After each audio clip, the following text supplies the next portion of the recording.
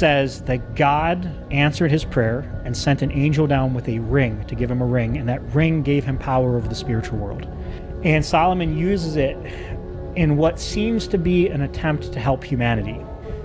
He claims that he used the authority of the ring to summon all the principalities of the world, the Nephilim, that are these disembodied spirits going around causing all this illness and different things. And he does several things. He interviews them as to what they hate, what casts them out, and like what angel is over them, that they, if that angel comes, they'll flee. Michael or Raphael or whatever, right? He writes all this stuff down, and this becomes witchcraft. For instance, one of the demons told him, I was in the land of Persia or whatever, but I left because someone was cooking fish. A fish gallbladder burning over an open fire drives me nuts. It's like putrid to me because I'm a water-based demon, and something like we don't smell burning things underwater, and so seeing it in the open air just makes me want to vomit, and so I left. Solomon's like, that's interesting information. I'm going to write that down. So if you want to repel a water demon, burn the gallbladder of a fish over an open fire in the month of June on a full moon or whatever. And that became a spell, which is where witchcraft comes from. Does that make sense? It does. The pentagram they use in their prayer circles is an homage to the Ring of Solomon. Solomon called it a prayer circle. He used to use the names of God, Adonai, and different powerful names of God to keep the demons from getting to him while he's playing these games with them, interviewing them. He would summon them, milk them for information, forcing them to comply with the ring, and then basically saying, okay, you go over here. He would enslave them to build the temple of God. That's why they think all these rocks, the pyramids and stuff were built by these types of things. So the Masons come out of this as well. One of the highest ranking demons that Solomon enslaves to be a worker in the temple, he makes him a stone cutter and a mason, which is where the Masonic order seems to come with this demonic. Does that make sense? It's like all tied together.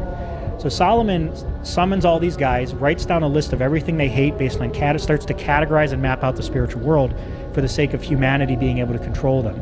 Because at this point, these things are running around tormenting the world. Solomon's trying to get a hold of it. So he's basically the sorcerer supreme, if you think of it like that. But he realizes that you can enslave the entire spiritual world if you get their bosses. They have to follow.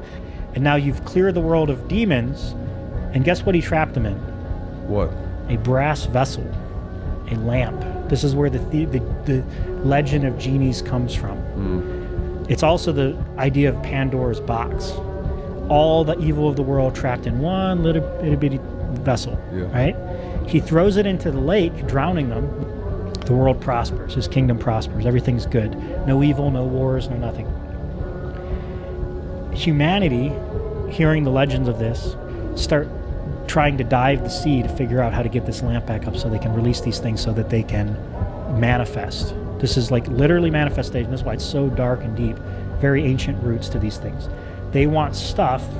These things have power, and while they were horrible and tormenting us, they also gave us what we wanted if we worshiped them, right? So they opened Pandora's box. Solomon's still in control because of the ring, but at this time, and this is where Balaam comes back in, guess what they did to trip up Solomon? They sent a woman to cause him to fornicate, who forced him as a literal prerequisite to sleeping with him, you have to worship my foreign god. They always try to get God to punish us through our sin because they can't curse us because of the authority we have in Christ. So they release Pandora's box. Solomon's still in control, but now he's being tempted to, if you want to marry the queen, I think it was the Queen of Sheba, you have to worship Moloch. So he sacrifices to Moloch, and he said the second he did it, he said, I immediately felt the Spirit of God depart from me. He said, as I continued to do it, I felt it completely abandon me, and I became the sport of the demons I once controlled. Spent the rest of his life tormented by demons and giving into all these different things. Now that God wasn't protecting him, he became a master of witchcraft to try to force these things to not be able to. He tried to take it into his. It's like, God's abandoned me. They're going to kill me. They're going to ruin my life. I have to figure. And so he comes up with all these spells he wrote. I remember so and so said he hates gallbladders, and so he started, get me 3 gallbladders of this, and he basically became a sorcerer in order to ward off the demonic world, which is now at his doorstep. And this is the birth of witchcraft. Solomon really perfected the art of the modern occult through his desperation to ward off the spiritual world.